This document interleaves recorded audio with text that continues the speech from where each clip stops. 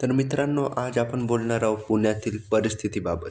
जे लोक MIDCमध्ये काम करतात, जे बाहेर गावाहून तिथं इथं पुण्यामध्ये कामासाठी MIDC एरियामध्ये राहत आहे. पण आता काही दिवसांपासून जे आपले बाहेरील देश आहे, इराण आणि इस्रायल आणि त्यात सामील अमेरिका यांनी यांच्या युद्धाचा परिणाम आपल्या भारत देशावर आणि सर्वात जास्त म्हणजे आपल्या भारत देशातील एका पुणे जिल्ह्यात एवढा भयंकर पडला आहे की जे आपले जेवणासाठी सर्वात जास्त उपयोग होणारे आणि सर्वांच्या रूममध्ये अवेलेबल असे सिलेंडर, कारण गॅस सिलेंडरशिवाय आपल्या भारत देशात स्वयंपाक शक्यच नाही.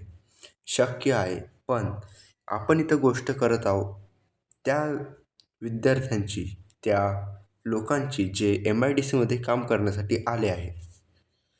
तर इथं सांगण्याची गोष्ट अशी म्हणजे की हा व्हिडिओ बनवण्यामागचं कारण असं आहे की गेल्या काही दिवसात आम्ही बघितलं की खूप काही लोक पुणे सोडण्यासाठी तत्पर झाले आहे.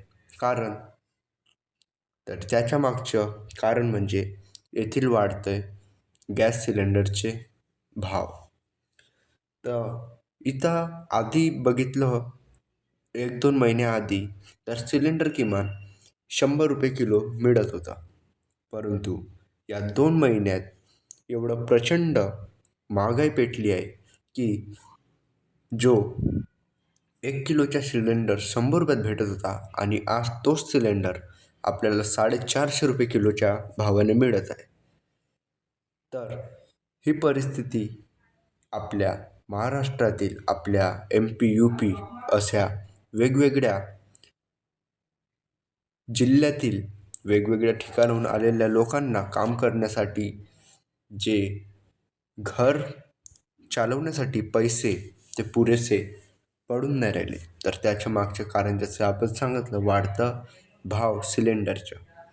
कारण आपण पैसा तर कमवू, पण तो पैसा कमवण्यासाठी आपल्या शरीरात ताकद पाहिजे. ते ताकद आपल्याला जेवण केल्याने आणि चांगलं जेवण केल्यानेच मिळतो. तर अशी या परिस्थितीमुळे सर्व जे बाहेरून MIDCमध्ये काम करायला आले आहे ते सर्व पुणे सोडून जायच्या तयारीत आहे. तर याच्यावर तुमचे मत काय आहे ते तुमच्या शब्दात कमेंटमध्ये सांगा. कारण ही अशी परिस्थिती आपल्या भारत देशात यायला तर नाही पाहिजे होती, परंतु ती परिस्थिती आज आली. तर तुम्हाला काय वाटते की आपली गव्हर्मेंटने कोणते डिसिजन घ्यायला पाहिजे आणि कसे आपल्या भारत देशातील नागरिकांचे जे घर चालतात त्यांच्या रोजीरोटीवर ते कसे वाचवायला पाहिजे आणि जे आपले रोज वाढता भावाचा क्रम आहे तो कसा कमी करता येईल, यावर तुमचे काय मत आहे ते नक्की सांगा. चला तर भेटूया पुन्हा असाच व्हिडिओमध्ये. जय शिवराय.